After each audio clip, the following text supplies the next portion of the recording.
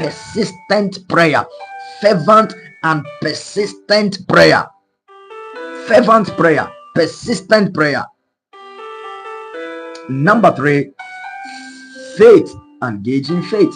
Trust in God's sovereignty and his goodness, even when you don't understand his ways. God, there are many times where we don't understand the ways of God. We don't understand what is actually happening. We do not understand, but trust must be engaged in God's sovereignty and in his goodness. Number 4 key principle, obedience.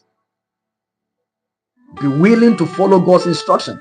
Keep following them. Keep following the instructions of God, even if they seem unconventional or difficult. Keep following, keep following, keep following, keep following, keep following. Be obedient to his instructions. Keep following.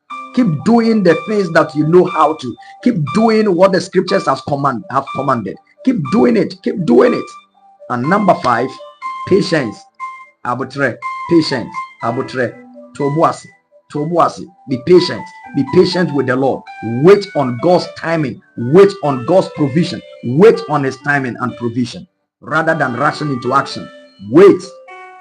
If you read the scripture so well, you see how David will wait to inquire of the Lord before taking certain steps. Wait on the Lord. Wait. Now, let me give us some biblical examples of God's wisdom and strategy. Number 1, the Battle of Jericho. You remember it? The Battle of Jericho, the final battle they fought before entering into the promised land. Joshua chapter 6 verse 1 to 5. What happened? God provided an unconventional strategy for conquering the heavily fortified city of Jericho. What did they do? Go around the wall 7 times daily. Go around the wall 7 times daily for 7 days. And on the 7th day, the trumpet must be blown. And there must be a shout from the people. And what happened? The wall of Jericho came down, crushing. Came down. It came down.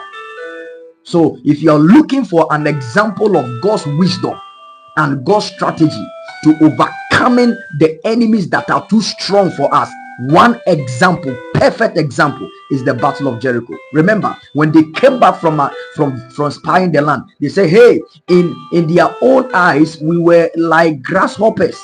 We're like grass. We cannot take this.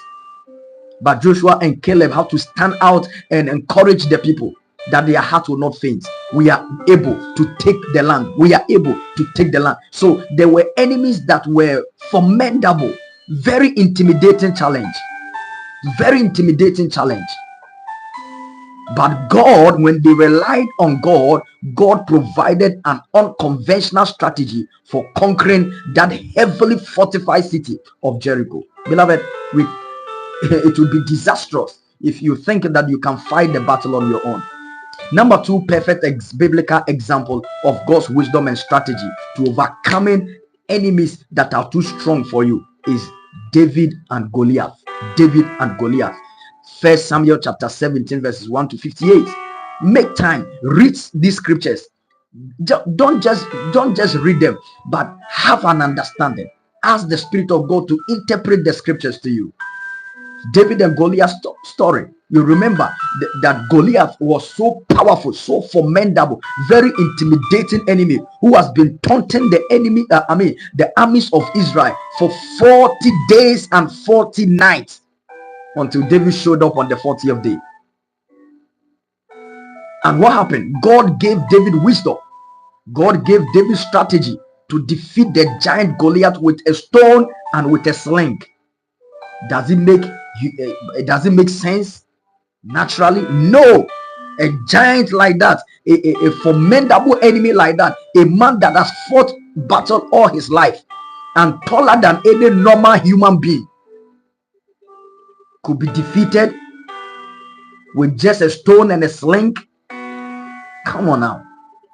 God might be involved. And number 3, Ehud and then the Moabites. Judges chapter 3 verses 12 to 30. This will be the last example. What did God do? God provided Ehud with a clever strategy to defeat the Moabites. He defeated the king of Eglon and liberated Israel. Formidable enemies. But in